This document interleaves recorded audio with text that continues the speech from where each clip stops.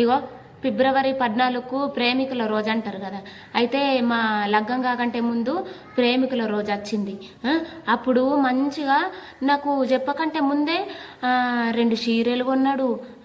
ఇక మెడలకి పోయి ఒక 2 చైన్లు కొన్నాడు, చెప్పులు కొనిచ్చిండు, సైండీలు మళ్ళీ ఇంకా అది కూడా ఇక అన్నీ కొనిచ్చిండు. ఇక లగ్గమైన కొత్తలా ప్రేమికుల రోజు వచ్చినా గిఫ్ట్ ఇచ్చుడే, పెళ్లి రోజు వచ్చినా గిఫ్ట్ ఇచ్చుడే.